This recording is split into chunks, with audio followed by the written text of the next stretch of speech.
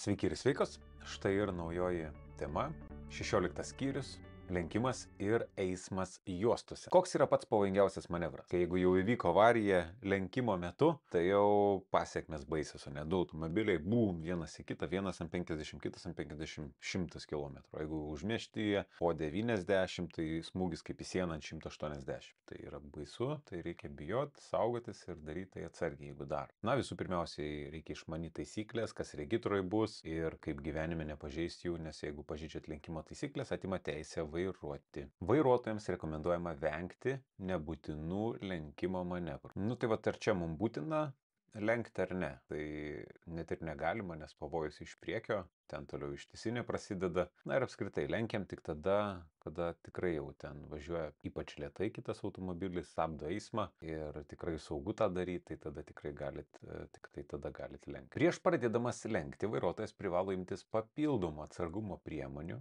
ir įsitikinti. Tai va šitie visi dalykai yra egzaminė teorijos 100%, punktas nėra didelis, o klausimų irgi kokie 30 turbūt egzaminė. Tai prieš planuodami lenkimo manevrą turime įsitikinti, kad už mūsų važiuojanti transporto priemonė jau nepradėjo lenkimo. Jeigu rodo posūkį, jau kerta liniją, važiuoja, tai netgi jeigu rodo posūkį, mes jau negalim pradėti lenkimo manevrą. Žodžiu, pirmas lenkia tas, kas pirmas pradėjo. Ne aš pradedu pirmas lenkimą, o pradeda tas, kuris iš mūsų pirmesnis jau pradėjo tą. Transporto priemonės, kurią ketinama lenkti, vairuotojas nerodo kairiojo posūkio signalo.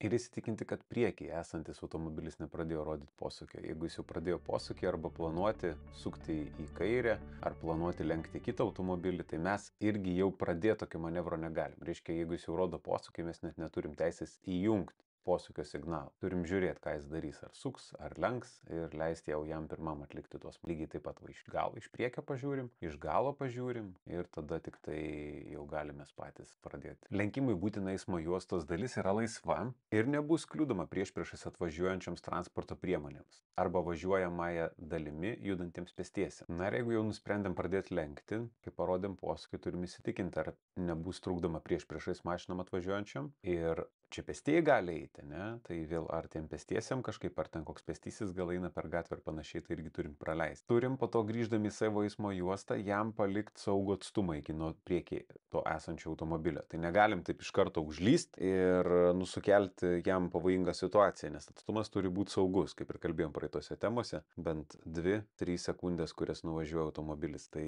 atstumas turi būti toks, kad mes pravažiuojam mašiną, dar pavažiuojam gerokai toliau, kol pamatom galinio vaizdo veidrodėlį jį ir tada persirikiuojam saugiai netrukdydami jam. Jūs jau matėte 50% KET pamokos. Visas ir pilnas KET pamokas rasite vairavimoegzaminai.lt. vairavimoegzaminai.lt.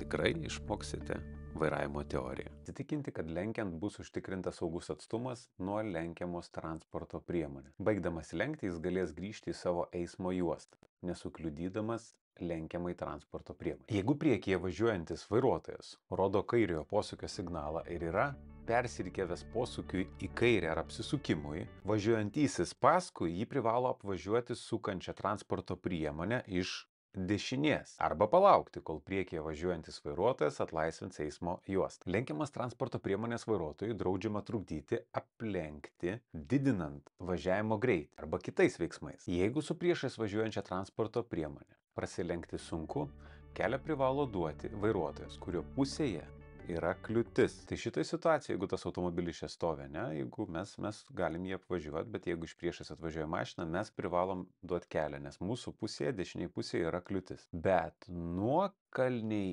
įkalniai truputėlį kitaip yra, kuri pažymėta būtent šiais ženklais. Nuokalnėse pažymėtose atitinkamais kelio ženklais. Esant kliūčiai, kelią privalo duoti žemyn važiuojančios transporto priemonės vairuotojas. Tai va čia, jeigu dabar yra kliūtis, aš atvažiuoju ir matom, kad ženklas yra įkalnė. Mums tai rodo, kad čia yra nuokalnė. Tai reiškia, įspėjamieji ženklai pradeda galioti 150 metrų, tai matom, kad važiuojame į kalniuką ir ją pačią pradėsim važiuoti, bus nuokalnė. Tai kai važiuojam į nuokalnę, kai buvo pažymėta nuokalnė arba įkalnė atitinkamais kelio ženklais, kelią privalo duoti ne tas, kurio pusėje yra kliūtis, o tas, kuris važiuoja į kalną. Realiai tokių situacijų nėra buvę, nežinau, bet Teste yra vienas toks klausimas, tai kai pamatysit įkalnę nuokalnę, tai supraskit, kad privalo duoti kelią ne tam, kam yra kliūtis, o tas, kas važiuoja nuo kalno, privalo duoti kelią. Lenkti draudžiama. Sankryžose išskyrus leistiną lenkimą, pagrindinėme kelyje nepažymėtame kelio ženklais.